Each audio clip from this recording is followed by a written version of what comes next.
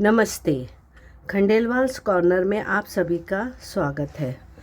रात को हम क्योटो से कोबे आ गए थे। यहाँ पर होटल ओकुरा में ठहरे हैं।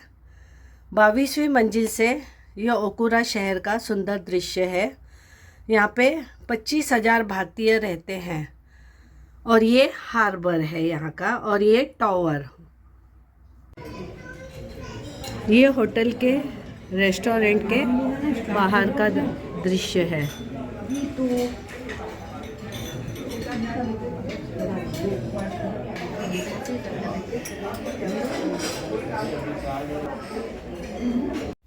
और फिर हम रोको केबल कार की ओर चल पड़े। यह एक ट्राम है जो नीचे से ऊपर की ओर ले जाती है, और ये धीरे धीरे ट्राम नीचे आ गई।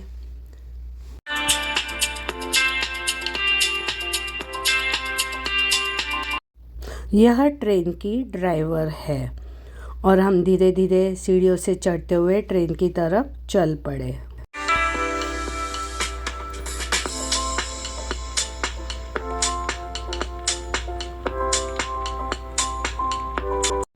ट्रेन ने ऊपर चढ़ना शुरू कर दिया। सुंदर सुंदर नज़ारे देखते हुए हम थोड़ी देर में ऊपर की ओर पहुंच गए। इसके बाद हम कोबे अर्थक्वेक मेमोरियल म्यूज़ियम देखने गए। 1995 में कोबे में बहुत बड़ा भूकंप आया था। रातों रात यह शहर मिट्टी के ढेर में तब्दील हो गया था। लोग सड़कों पर आ गए थे और समझ में नहीं आ रहा था क्या करें, पर जापान वासियों की हिम्मत की दाद देनी होगी कि सब लोग एकजुट हुए और उन्होंने काम करना शुरू किया।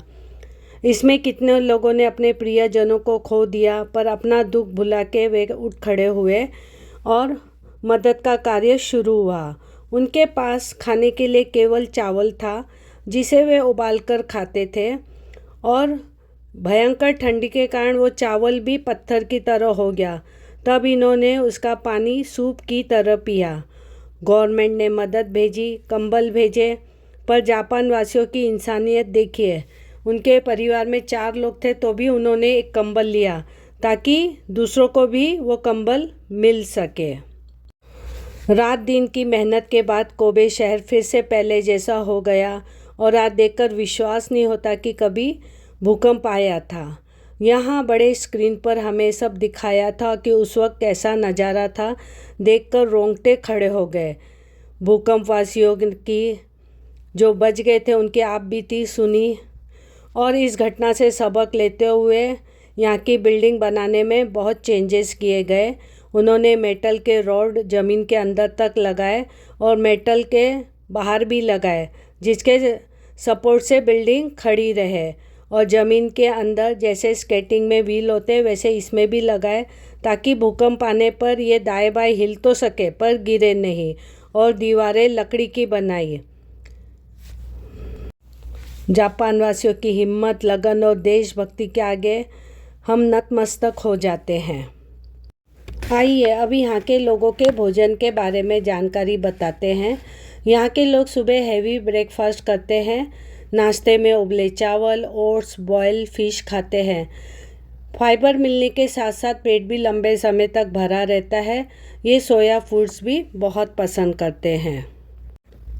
और इसके बाद हम मॉल में शॉपिंग करने के लिए गए। फिर हम मोज़ेक के सामने स्थित मॉल में गए। यहाँ पर प्ले एरिया था जहाँ बच्चे खेल रहे थे। बहुत प्यारे लग रहे थे ये जापानी बच्चे। सकुरा यहाँ हर जगह दिखाई देता है। ये गिफ्ट आइटम की शॉप थी। अलग अलग फूल, छाते वगैरह लगे हुए थे, और ये मॉल के अंदर का दृश्य है। पूरे जापान में वेंडिंग की मशीनें बहुत लगी हुई है। बस पैसा डालो और मनचाहा सामान बाहर। इसके बाद हम मॉल देखकर बाहर आ गए, और बाहर बहुत सुंदर नज़ारा था।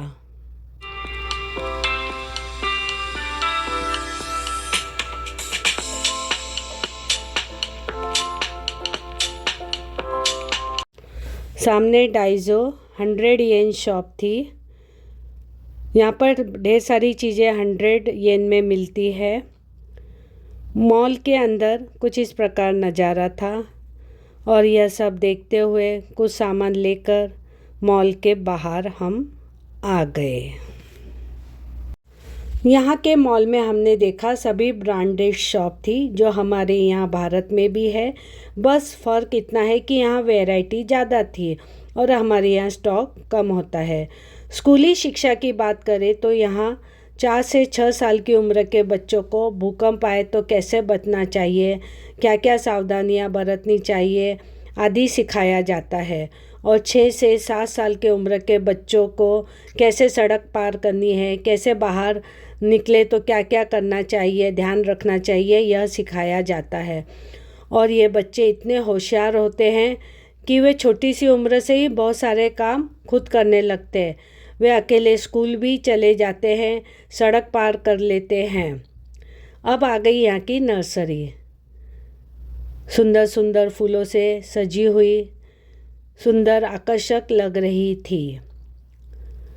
यहाँ पर उनके मिट्टी, गमले आदि भी रखे हुए थे।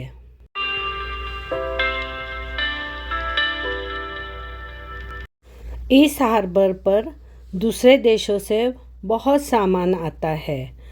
आज हमने पूरा दिन कोबे में बिताया, यहाँ के सुंदर सुंदर नज़ारे देखे। कोबे शहर चारों तरफ पहाड़ियों से घिरा हुआ है। यहाँ का हार्बर भी बहुत बड़ा है। और यह सब देखते हुए शाम हो गई और ये वीडियो यहीं समाप्त करती हूँ। आशा है आपको पसंद आया होगा। नमस्कार।